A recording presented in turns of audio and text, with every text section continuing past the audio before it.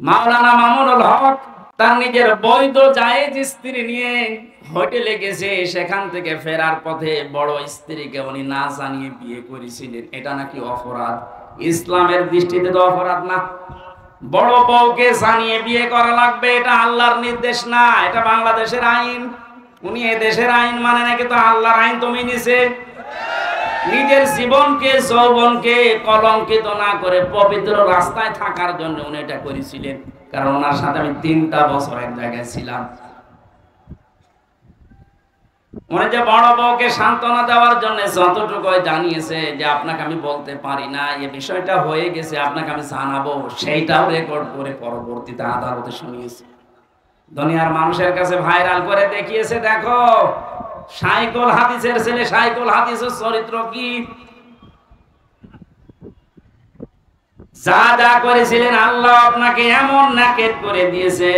যারা দায়িত্বে ছিল ওই যে টিভির হাউ আঙ্কেল নাকি নাম, হাউ আঙ্কেল, আপনি কোন আলেমকে যদি মেরে ফেলতেন হয়েছে তো শেষ।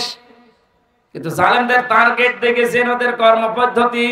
কোন আলেমকে এই দেশে মেরে ফেলার আগে, নিঃশেষ করার আগে এমন এমন দোষ তার উপরে চাপিয়ে দিয়েছে, পরবর্তী প্রজন্ম যেন আলেমকে ঘৃণা করে। এক কথা বলে দেখেন, আপনি মাওলানা সাইদিকে মেরে ফেলতে পারতেন সেই প্রথম নিয়েই, কিন্তু ধরার পরে তো মারে না, এমন এমন দোষ তার উপরে দিয়েছে। সে নাকি ধর্ষক ছিল, মানুষের বাড়ি ঘরে আগুন লাগিয়েছে, মানবতা বিরোধী অপরাধ করেছে, এমন এমন দোষ তার উপরে চাপিয়েছে। সাক্ষী তো একটাও ধপে টেকে নাই, হিন্দু সাক্ষী পর্যন্ত পালিয়ে গেছে যে আমি দেব না। এখন প্রমাণ হচ্ছে যে না, উনি কোনো দোষে দোষী ছিলেন না, ওনার নাম ওইটা ছিল না। ওনার সার্টিফিকেট এখনো পর্যন্ত ইন্টারনেটে আছে, আপনি দেখতে পারেন। ওখানে লেখা আছে দেলাওয়ার হোসাইন সাইদি। আর যার নামকরণ করে ওনাকে ফাঁসি দেওয়া হয় তার নাম দেল্লু শিকদার, পিরোজপুরে বাড়ি। নামের পরিবর্তন মিলছে না, লোকটাও মিলছে না, অথচ তাকে এই দোষে দোষী করে তামাম দুনিয়ার মানুষের সামনে দেখিয়ে, শুধু দেখিয়ে যদি শেষ করে দিত হয়ে যেত। পৃথিবীর মানুষকে বোঝাচ্ছে যে বড় হুজুর বলে যাকে মানো তার চরিত্র দেখো এরকম। আমাকে রিমান্ডে আমার মনে হয় 10 দিনে অন্তত 9 দিন এটা আমাকে শুনিয়েছিল। এই যে লোকটা এখন ধরা খেয়ে আয়না ঘরের দায়িত্বে ছিল, কি জানো কামরুল হাসান নাকি নাম, জিয়াউল হাসান। এই লোকটা ইসরায়েল থেকে উন্নত মেশিন নিয়ে এসে বাংলাদেশের গুরুত্বপূর্ণ যারা তাদের ফোনে আড়ি পেতে গোপন কথাগুলো শুনতো, ওখান থেকে ভয়েস উল্টা পাল্টা করে লাগিয়ে দিত। আমাকে যদি কালার করতে চায় আমাকেও লাগিয়ে দেবে একটা মেয়ে লোকের সাথে, খোকন সাহেবকে যদি কালার করতে চায় একটা মেয়ে লোকের সাথে লাগিয়ে দেবে। বহু মানুষের রেকর্ড আমাকে ওইদিন শুনিয়েছে। আমি বললাম এই 10 দিনের 9 দিন আমাকে রিমান্ডে যে অফিসার গুলো ছিল, কোরআনের পাখি নন্দিত মুফাসসির শহীদ আল্লামা দেলাওয়ার হোসাইন সাইদি রাহমাতুল্লাহ আলাইহি, তার কণ্ঠের সাথে অপর দিকে আর একটা যুবতী মেয়ের কণ্ঠ মিলিয়েছে, এমন এমন বিশ্রী কথা লাগিয়েছে যেটা শয়তানও বিশ্বাস করবে না। ওগুলো আমার শোনাতো আর বলতো দেখেন আপনার হুজুর কি করছে। ওনাকে যেন আমার মনে ঘৃণা তৈরি করতে পারে, এজন্য প্রতিদিন রেকর্ড আমাকে শোনাতো। দেখেন যেটা এখানে বলা সম্ভব হচ্ছে না, এত নিকৃষ্ট কথা ওই মহিলা ওনাকে বলছে আর উনিও বলছে। আমার তো মনে হয় দুনিয়া উল্টিয়ে গেলে উনি ওই মহিলাকে কথা বলতে পারে না। স্বামী স্ত্রীর ভেতরে এত নেকেট কথা হয় না, এত খারাপ কথাগুলো ওরা রেকর্ড করতো, মানে কণ্ঠের সাথে মিলিয়ে। নবী যখনই তাদের আদর্শের কথা বলেছেন তখনই তারা পাথর মেরেছে। কথা বলেন না কেন? আবু লাহাব পাথর মেরেছিল না?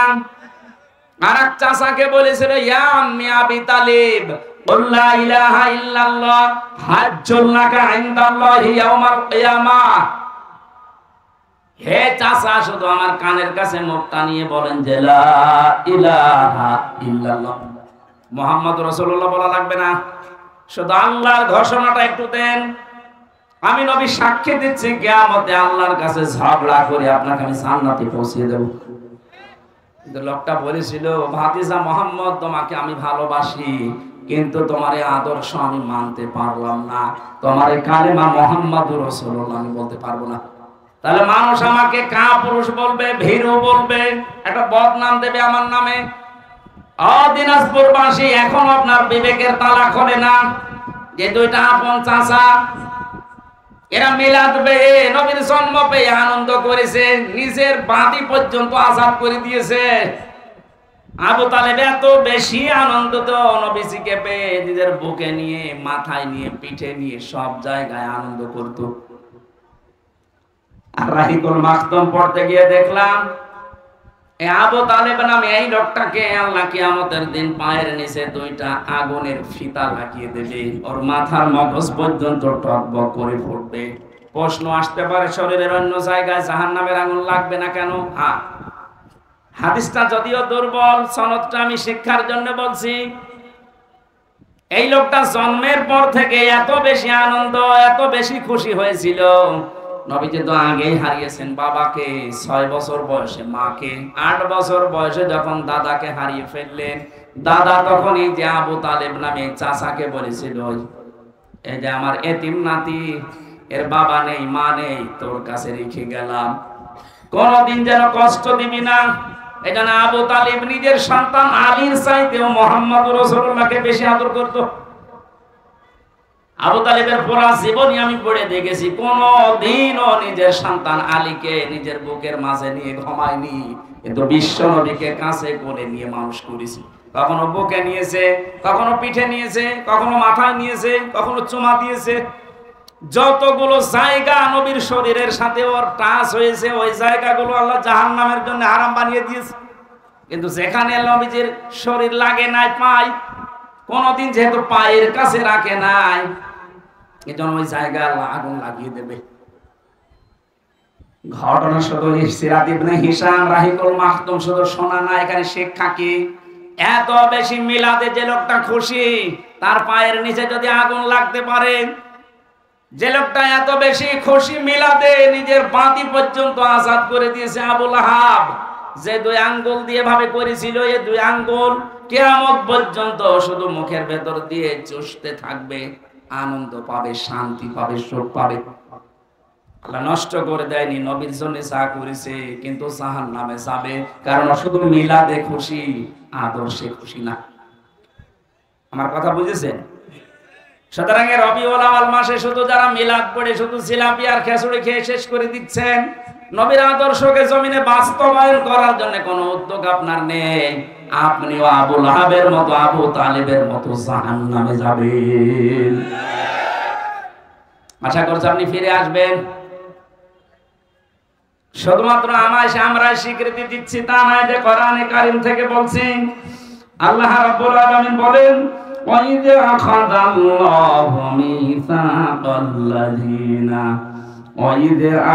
اللَّهُ مِيثَاقَ النَّبِيِّينَ لَمَا آتَيْتُكُم مِّن كِتَابٍ وَحِكْمَةٍ ثُمَّ جَاءَكُمْ رَسُولٌ مُصَدِّقٌ لِّمَا مَعَكُمْ لَتُؤْمِنُنَّ بِهِ وَلَا تَنصُرُنَّهُ قَالَ أَأَقْرَرْتُمْ وَأَخَذْتُمْ عَلَى ذَلِكُمْ إِصْرِي قَالُوا أَقْرَرْنَا قَالَ فَاشْهَدُوا وَأَنَا مَعَكُمْ مِنَ الشَّاهِدِينَ। সূরা আলে ইমরানের ভেতরে আয়াতটা আছে, 3 নম্বর পারা 19 নম্বর পৃষ্ঠা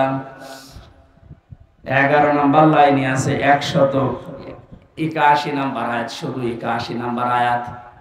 আয়াতের ভেতরে নবীরা পর্যন্ত বিশ্ব নবীর স্বীকৃতি দিয়েছিল, তারা আদর্শের স্বীকৃতি। আজ অনেক উম্মত দাবি করার পরেও শুধু জন্ম নিয়ে আপনি আনন্দে দিন কাটিয়ে চলে যাচ্ছেন, কারণ জন্মদিন পালন করলে খাওয়া পাওয়া যায়। আমি তো এই দেশে যতগুলো ইবাদত দেখতে পাই বানানো, সব খাওয়া ভিত্তিক। এই যে জন্মদিনের খাওয়া, মৃত্যুদিনের খাওয়া, সবে বরাতে খাওয়া, কথা বলছেন কেন? সবে কদরেও খাওয়া, দুই ঈদে খাওয়া, খাওয়া ছাড়া কোনো ইবাদত আমি পাচ্ছি না। অথচ নবীজির আদর্শ যারা মেনেছেন 40 থেকে 63 এই 23 বছর তাদের খাওয়া ছিল। তাকান হযরতে তালহার দিকে, কি খেয়েছিলেন তিনি? 80টা তীর। কি নবীর আদর্শ মানতে গিয়ে তার শরীরকে বাঁচাতে তিনি 80টা তীর খেয়েছেন। আরো জিলাপি নিয়ে আর খেজুরি নিয়ে মজা আছে। এজন্য আমাদের উচিত হচ্ছে এগুলো বন্ধ করা। রবিউল আউয়াল মাসে যদি আপনি পরিবর্তন আনতে না পারেন, আপনি আজকে থেকে সিদ্ধান্ত নেবেন শুধু জন্মে আমরা আনন্দ করব না, আমরা আনন্দ করতে চাই নবীর আদর্শ বাস্তবায়নের মাধ্যমে। আল্লাহ আমাদের তৌফিক দিন, বলেন আমিন। সূরা আলে ইমরানের 137 38 দুইটা আয়াত তেলাওয়াত করেছি। বর্তমান প্রেক্ষাপট সামনে নিয়ে বাস্তবতার সাথে আমরা মিলাবো। তাফসীরুল কোরআন মাহফিল লিখেছেন এই কারণে।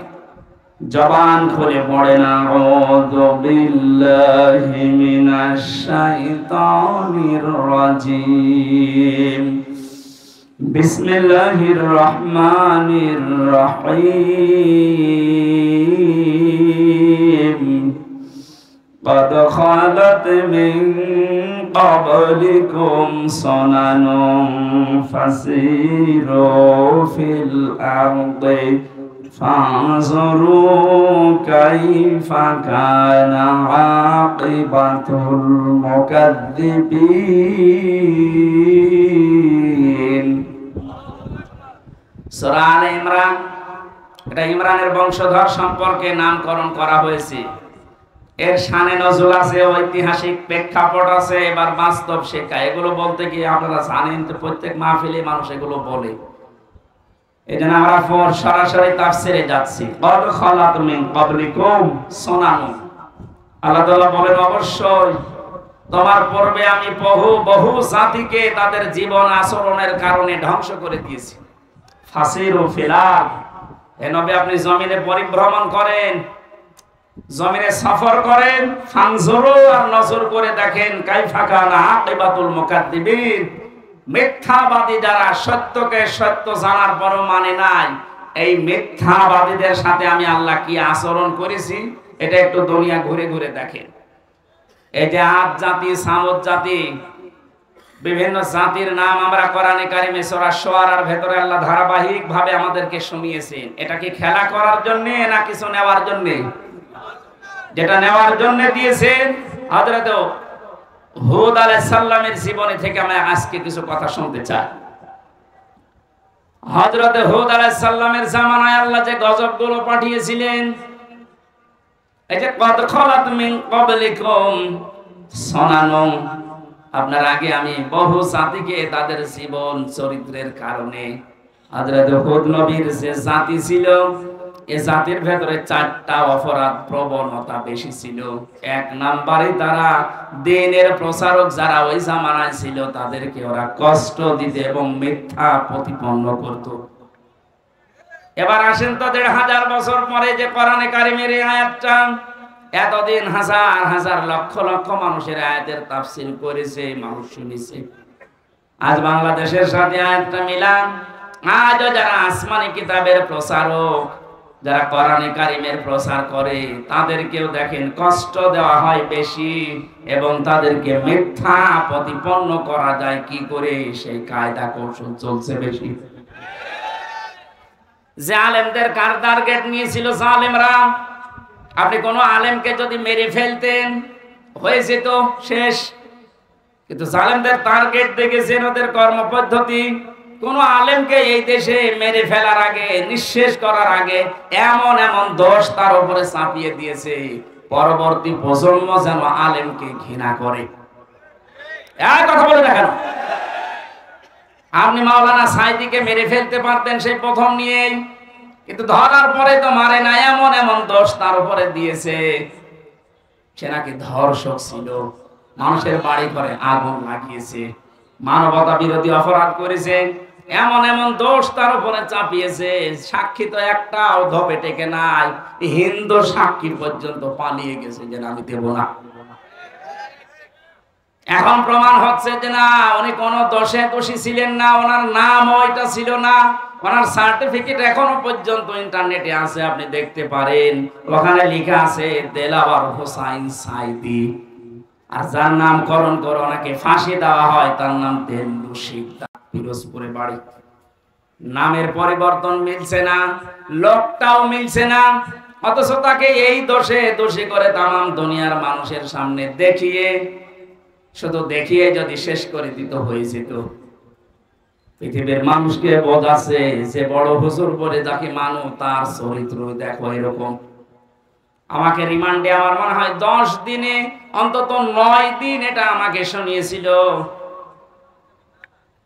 এই যে লোকটা এখন ধরা খেয়ে আয়না ঘরের দায়িত্বে ছিল, কি জানো কামরুল হাসান নাকি নাম, জিয়াউল হাসান।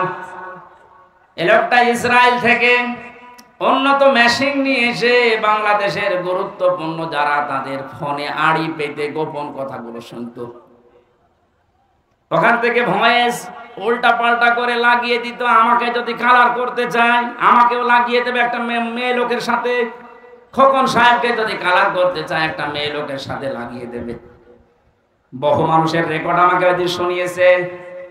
আমি বললাম এই 10 দিনের 9 দিন আমাকে রিমান্ডে যে অফিসার গুলো ছিল, কোরআনের পাখি নন্দিত মুফাসসির শহীদ আল্লামা দেলাওয়ার হোসাইন সাইদি রাহমাতুল্লাহ আলাইহি, তার কণ্ঠের সাথে অপর দিকে আর একটা যুবতী মেয়ের কণ্ঠ মিলিয়েছে, এমন এমন বিশ্রী কথা লাগিয়েছে যেটা শয়তানও বিশ্বাস করবে না। ওগুলো আমার শোনাতো আর বলতো দেখেন আপনার হুজুর কি করছে। ওনাকে যেন আমার মনে ঘৃণা তৈরি করতে পারে, এজন্য প্রতিদিন রেকর্ড আমাকে শোনাতো। দেখেন যেটা এখানে বলা সম্ভব হচ্ছে না, এত নিকৃষ্ট কথা ওই মহিলা ওনাকে বলছে আর উনিও বলছে। আমার তো মনে হয় দুনিয়া উল্টিয়ে গেলে উনি ওই মহিলাকে কথা বলতে পারে না। স্বামী স্ত্রীর ভেতরে এত নেকেট কথা হয় না, এত খারাপ কথাগুলো ওরা রেকর্ড করতো, মানে কণ্ঠের সাথে মিলিয়ে।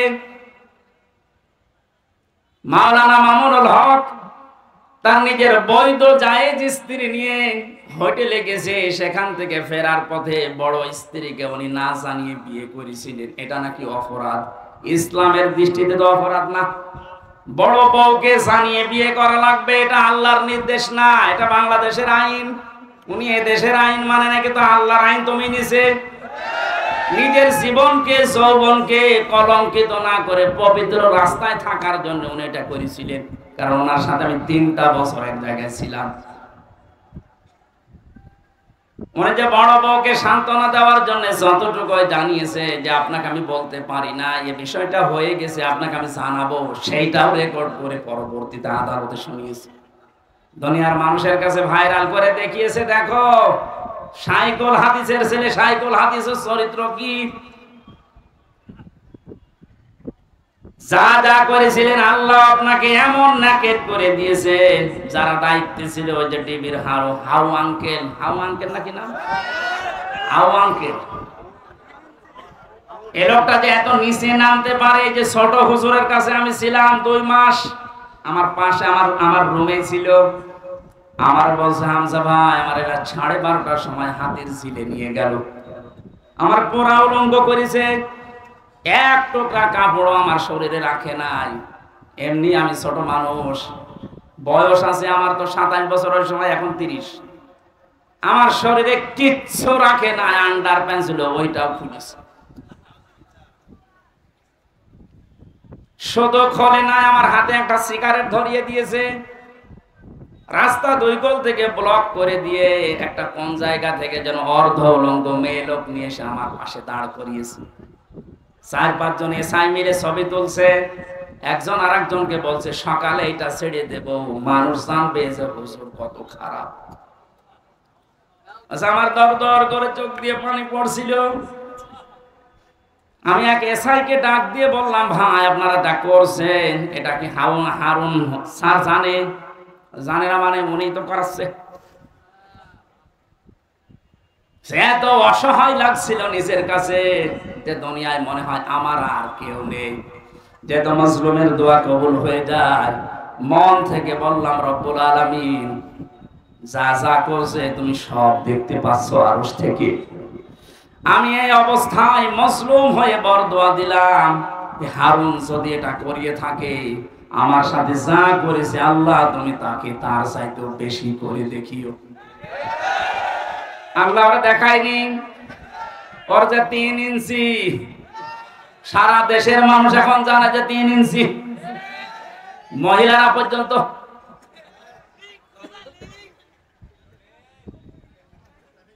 যতগুলো মেয়ে লোক অবৈধভাবে তার কাছে যাওয়া আসা করতো সবাই এখন মুখ খুলছে, সবাই এখন বলছে হাউ আঙ্কেল।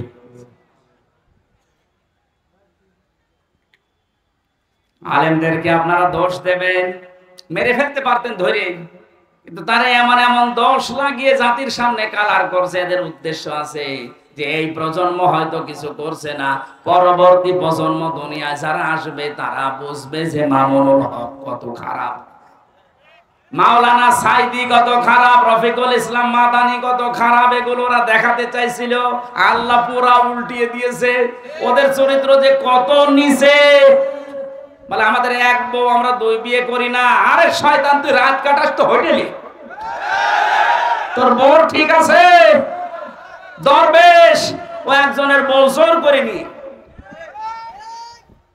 নিজেদের চরিত্র শয়তানের চাইতেও খারাপ, আর ওরা আলেমদেরকে জেনার তহমত দিয়ে উল্টাপাল্টা ধারণা জাতির ভেতরে দিয়েছে। আমি এই যে কোরআন সামনে নিয়ে বলছি, মাওলানা মামুনুল হককে উল্টাপাল্টা ধারণা করলে আপনার ইমানের ক্ষতি হয়ে যাবে। আপনার চাইতে তার ভেতরে আল্লাহর ভয় কম নেই। সে কোন বাবার সন্তান আপনি দেখেননি? আপনার মতো গরু ছাগল তারে জন্ম দিয়েছে। পৃথিবীর ইতিহাসে সাইকেল হাদিস যারে তারে দেওয়া হয় না।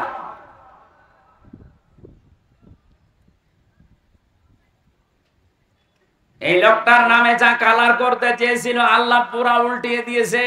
ওদের তো সবই গোপন ছিল, এখন আল্লাহ পরে আছে সবই ওদের সহ্য করে দিয়েছে। এখন দেখ কেমন লাগে। সেদিন আদালতে তোলার সময় দেখলাম একজনকে লাথি দিয়েছে। আমার কয়েকদিন আগে মামলার হাসিরা ছিল, মামলা আমার সব ঢিসমিস হয়ে গেছে। আমি আদালত থেকে বের হওয়ার সময় দেখছি আল্লাহর এক ফেরেশতারে নিয়ে যাচ্ছে হাজী সেলিম।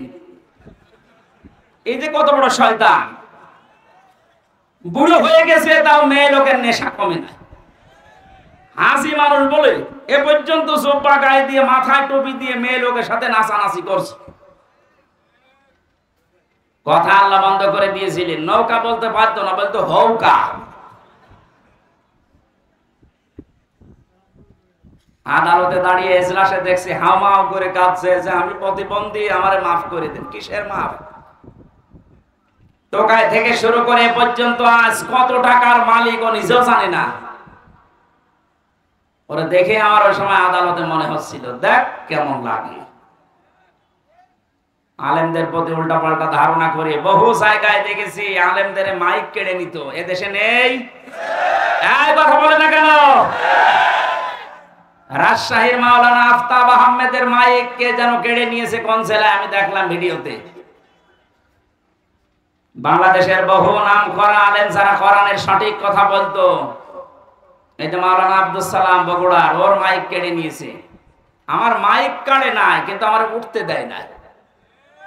আমার 100টার প্রায় 90টা মাহফিল 144 ধারা দিয়ে বন্ধ করে দিত। এখন আয় বন্ধ করতে হয়। সেদিন বাংলাদেশের গোয়েন্দা বিভাগের প্রধান যিনি এখন দায়িত্বে আছেন আমাকে বলছে, হুজুর যেখানে যেই ফোর্সে কোরআনের কথা বলা লাগে ওই ফোর্সে বলবেন, কোন অনুমতি দেশে নেওয়া লাগবে না। কিসের অনুমতি? যদি কেউ বাধা দেয় আমারে শুধু একটু জানাবেন, ও ঠ্যাং ভেঙে ফেলবে। আমি বললাম যে স্যার আপনি এতদিন ছিলেন কোথায়? হুজুর আমি নতুন দায়িত্ব পেয়েছি, আমি মুসলিম, মুসলমানের যা কাজ আমি তাই করব, আপনি দোয়া করেন। আর কোন জায়গায় কোনো বাধা আসবে না ইনশাআল্লাহ। সুতরাং এই 8-9 বছর তো আমি এই ময়দানে ছিলাম, তার ভেতরে 3 বছর ভেতরে ছেলে বাকি যে 7-8 বছর প্রচার করেছিলাম যত বাধা পেয়েছি, এখন আসেন তো দেখি কোন মায়ের দুধ খেয়েছেন আমি দেখবো। আসেন, স্টেজ পর্যন্ত আসতে গেলে আপনার ঠ্যাং ভেঙে যাবে ইনশাআল্লাহ।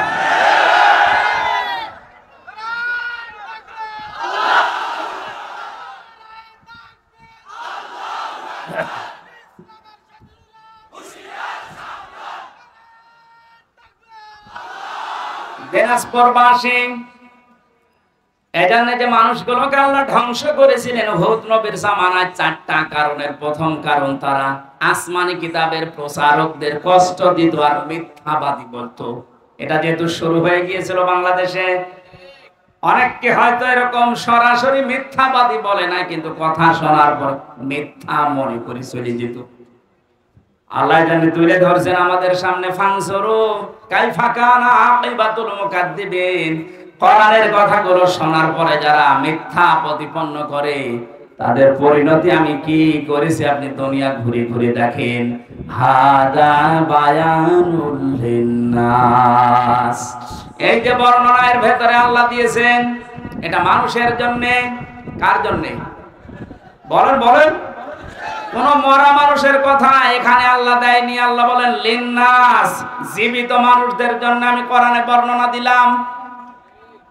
এর ভেতরে 2টা জিনিস আমি দিয়েছি। অহুদান 1 নম্বরে পথ নির্দেশিকা, ও মাউইযাতুন 2 নম্বরে উপদেশ। তাদের জন্য এটা লিল মুত্তাকিন, যারা সতর্ক জীবন যাপন করে, যারা তাকওয়া অবলম্বন করে। ও দিনাজপুরবাসী, এ কোরআনে আল্লাহ বক্তব্য দিয়েছেন, বর্ণনা দিয়েছেন সবার জন্য না, জীবিত মানুষদের জন্য। আমরা মরা না জিন্দা? বাংলাদেশে কোথায় নিয়ে গিয়েছিল দেখেছেন? কোরআন আপনি পড়বেন, শোনাবেন, অসুবিধা নেই। জীবিত মানুষদের শোনাতে পারবেন না, মরে গেছে এবার শোনান। যে মানুষকে মরে গেলে কোরআন পড়া লাগবে কোন জায়গায় আছে? বলেন। এগুলো সবরা বানিয়েছে। জীবিত মানুষদের জন্য আল্লাহ বক্তব্য দিয়েছেন, বর্ণনা দিলেন, আর আমরা তৈরি করে দিয়েছিলাম না। জীবিত মানুষ শুনলে এরা সব আমাদের চেয়ারের কথা, জুলুমের কথা চিনি ফেলবে, ওরা মরা মানুষকে শোনা। এই জন্য হাফেজি মাদ্রাসা, নুরানি মাদ্রাসা, কওমি মাদ্রাসা, আলিয়া মাদ্রাসা থেকে 8 জন 10 জন 20 জন হাফেজ এনে বলতো আমার বাবা মারা গেছে পড়। যে লোকটা কোরআনের তাফসীর মাহফিলে বাধা দেয়, ওই লোকটার বাবা মারা গেলে আমারে ডাক দিয়ে বলতো হুজুর একটু কোরআন পড়ে দিন। তোর বাপ তো মরে গেছে, এখন কোরআন পড়ে করব কি? জীবিত থাকতে পড়লে কাজ হতো। কথা বলেন না কেন? কারণ আল্লাহ বক্তব্য দিয়েছেন যে মরা মানুষের জন্য না জীবিত? বলেন বলেন। আপনি পুরাটা উল্টিয়ে ফেলেছিলেন। 2টা জিনিস যেহেতু আল্লাহ এর ভেতরে দিচ্ছেন, আমরা এই 2টা জিনিস আজকে থেকে নিতে চাই। হুদান, পথ নির্দেশিকা। কোন বাবার কথা আমরা মানি না, কোন স্বামীর কথা মানি না, কোন পীরের কথা মানি না। আমরা মানতে চাই কোরআনের দেখানো পথের কথা। কোরআন যেহেতু জানিয়েছে আমান হাকামা বিহি আদালা, আল্লাহ পাক বলেন আমার এই কোরআন আমি নাযিল করেছি মানুষের ভেতরে ন্যায় বিচার কায়েম করার জন্য। আয়াতের ব্যাখ্যায় নবীজি বলেন আমান হাকামা বিহি আদালা, যারা কোরআন দিয়ে বিচার ফয়সালা করবে তারা ন্যায় বিচার করতে পারবে। সুতরাং এই দেশে 53 বছরে ন্যায় বিচার হয়নি, কারণ কোরআন ছিল না। এক কথা বলেন না কেন? একেবারে সোজা সাপটা কথা, কোরআন ছিল না, এই জন্য যেই চালিয়েছে ন্যায় বিচারের পরিবর্তে অবিচার হয়েছে বেশি। হয় দলীয়করণ করেছে, নাই ব্যক্তিগতকরণ করেছে, নাই গোষ্ঠীগতকরণ করেছে, নাই নিজের সাথে মিলিয়েছে। কোরআন ছিল না, এই জন্য আমরা শুধু মুখে বলি পেয়েছি যে ন্যায় বিচার কায়েম করছি, অথচ সব চলেছে অবিচার।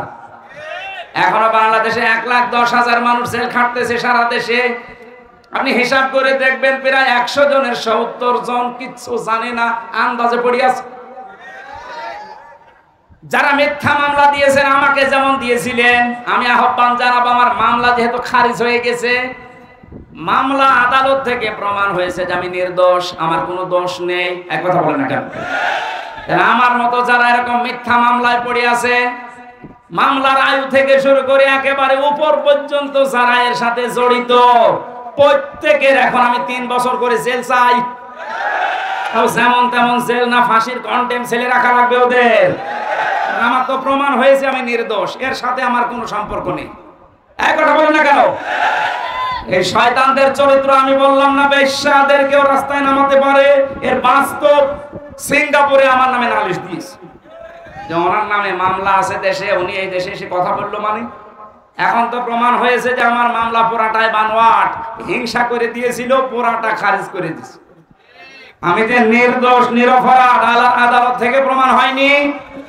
যারা নালিশ পার্টি নালিশ দিয়েছিলেন ওই দেশের পররাষ্ট্র মন্ত্রণালয়ে, এখন আপনি কি জবাব দেবেন বলেন? আপনি তো এখন ধরা খাবেন। এটা ডাবিং করে সবগুলো ওই দেশে অলরেডি পাঠানো হয়ে গেছে। যারা নালিশ দিয়েছিলেন মনে করেছে যে পালিয়ে থাকবো ওই দেশে, এখন তো তাও থাকতে পারবে না, নিজের পায়ে এখন নিজে কুড়াল মারলেন। আর আমি চাই আমার এই মামলার আয়ু মিজান, কাজী মিজান, ওর বাড়ি হচ্ছে মাদারীপুরে ট্র্যাকের হাট। এই লোকটা থেকে শুরু করে একেবারে উপর পর্যন্ত যার নির্দেশ ছাড়া জামিন হয়নি, যেহেতু আমার আদালত দিয়েছে যে আমি নির্দোষ, যারা এর সাথে জড়িত প্রত্যেকের শাস্তি আমি চাচ্ছি। শুধু আমার না, যত মানুষ এভাবে নিরপরাধ আছে, মিথ্যা মামলা দিয়েছেন টাকা পয়সা খাওয়ার জন্যে আর উপরে ওঠার জন্যে। সন্তান জেনাকে 8-10টা আলেমকে যদি মিথ্যা মামলা দিয়ে গ্রেফতার করা যায় তাহলে তার পদোন্নতি হয়। কোথায় নিয়ে গিয়েছিল দেশটা দেখেছেন?